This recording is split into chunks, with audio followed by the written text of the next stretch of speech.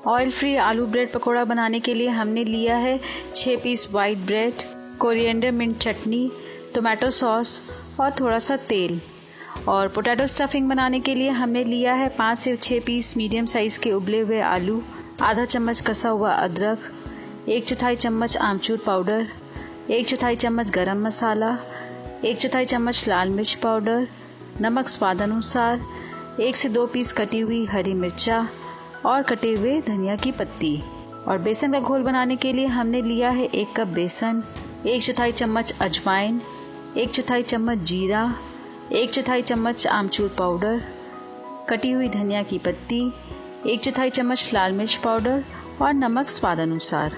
तो चलिए अब हम आलू ब्रेड पकोड़ा बनाना स्टार्ट करते हैं। इसके लिए सबसे पहले हम एक गहरा बर्तन लेंगे और इसमें हम अब उबले हुए आलू डाल देते हैं। आलू को हम अच्छी तरीके से मैश कर लेते हैं जिससे कि इसमें कोई लम्प्स ना रहे।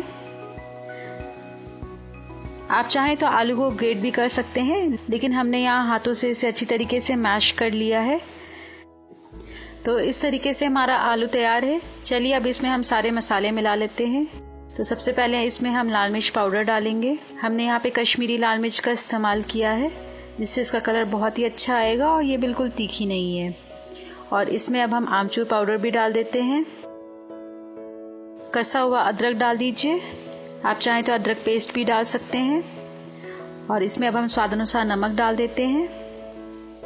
कटी हुई धनिया की पत्ती डाल दीजिए और गरम मसाला डाल देंगे। और लास्ट में इसमें हम कटी हुई हरी मिर्चा डाल देते हैं। मिर्च आप अपनी इच्छा अनुसार कम ज़्यादा कर सकते हैं, जैसा खाना आप पसंद करते हैं।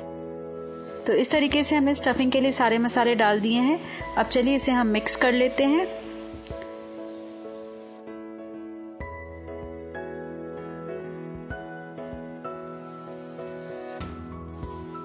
ये देखिए मसाले बिल्कुल अच्छी तरीके से मिक्स हो गए हैं।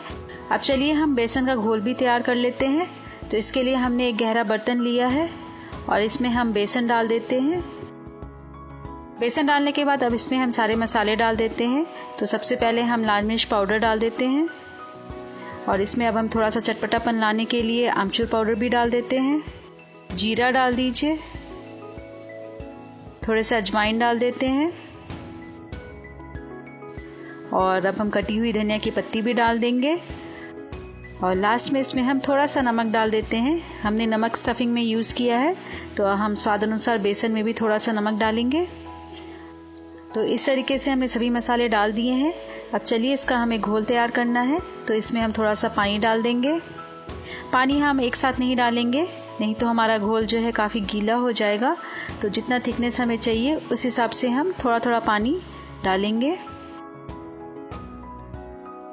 पानी डालने के बाद हम बेसन को अच्छी तरीके से घोल लेते हैं जिससे कि इसमें बिल्कुल गुठलियां ना रहें और घोल हमारा बिल्कुल चिकना हो जाए।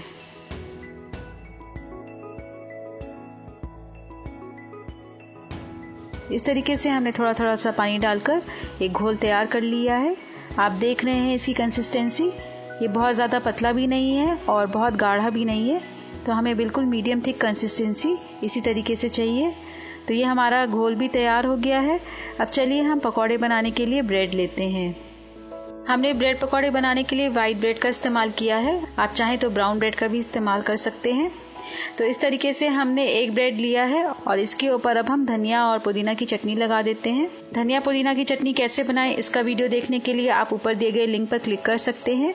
आप चाहें तो अपने तरीके से कोई भी चटनी का इस्तेमाल कर सकते हैं। चटनी चटपटी होनी चाहिए। हमने यहाँ पे बिल्कुल चटपटी चटनी का इस्तेमाल किया है, इससे पकौड़े और भी खाने में स्वादिष्ट लगेंगे। तो इस तरीके से हमने एक ब्रेड पे चटनी लगा दिया है और अब हम दूसरी स्लाइस लेते हैं और इसके ऊपर हम टोमेटो सॉस लगा देंगे। यदि आप टोमेटो सॉस पसंद नहीं करते हैं तो आप चिली सॉस भी लगा सकते हैं। तो इस तरीके से हमने एक ब्रेड पे चटनी लगाई है और एक ब्रेड पे हमने टोमेटो सॉस लगाया है। अब चलिए हम एक स्लाइस पे आलू का स्टफिंग लगाते हैं।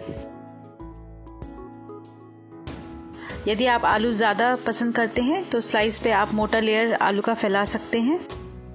तो इस तरीके से हमने एक स्लाइस पे आलू के स्टफिंग को फैला दिया है। आलू का मिक्सचर फैलाने के बाद अब हम चटनी वाले ब्रेड को आलू के स्टफिंग के ऊपर रखते हैं।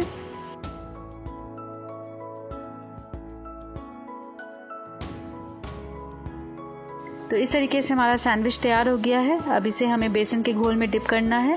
तो बेसन के घोल में डिप करने से पहले हम पैन को गरम कर लेते हैं। तो इस तरीके से हमने पैन लिया है। हम यहाँ पे ऑयल फ्री ब्रेड पकौड़ा बना रहे हैं, तो हम बिल्कुल कम मात्रा में तेल डालेंगे। थोड़ा सा तेल हम पैन में फैला देते हैं और पैन को हम मीडियम फ्लेम पर रखकर गरम कर लेते हैं। पैन हमारा बिल्कुल गरम हो गया है। अब चलिए हम सैंडविच को बेसन के घोल में डिप करते हैं।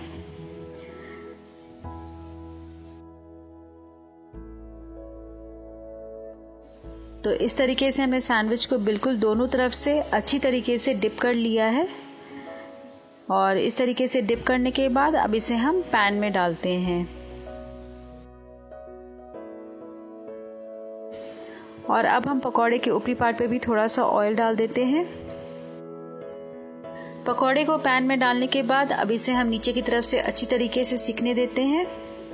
लगभग 2 से 2.5 मिनट लगता है हमारा पकौड़ा नीचे की तरफ से सिकने में। इसे हम लो फ्लेम पर रखकर ही सेकेंगे तो ये काफ़ी क्रिस्पी बनेगा। तो ये देखिए हमारा नीचे से पकौड़ा बिल्कुल सिक गया है। अब इसे हम पलट कर दूसरी तरफ से भी सेक लेते हैं। सेम यही तरीके से आप चाहें तो पकौड़े को डीप फ्राई भी कर सकते हैं, लेकिन हम ऑयल फ्री बना रहे हैं इसलिए हमने यहाँ पे इसे तवे पे सेका है। तो इस तरीके से हम दोनों तरफ से उलट पलट के पकौड़े को हम जब तक गोल्डन ब्राउन कलर का ना हो जाए और बिल्कुल क्रिस्प ना हो जाए तब तक हम सेकते रहेंगे। लगभग 6 से 7 मिनट में हमारा एक पकौड़ा रेडी हो जाता है। और ये देखिए हमारा पकौड़ा बिल्कुल सिकने वाला है। तो इस समय हम फ्लेम को मीडियम कर देते हैं और इसे हम दोनों तरफ से उलट पलट कर सेक लेंगे। ये देखिए हमारा आलू ब्रेड पकौड़ा बिल्कुल तैयार हो गया है। काफ़ी अच्छा कलर आया है इसका और ये बिल्कुल क्रिस्प दिख रहा है। तो चलिए इसे हम निकाल लेते हैं और इसे अब हम मनचाहे आकार में कट कर सकते हैं। तो हमने इसे बिल्कुल डायगोनली कट कर लिया है। तो इस तरीके से हमारा आलू ब्रेड पकौड़ा बिल्कुल सर्व करने के लिए तैयार है। इसे आप सॉस या कोई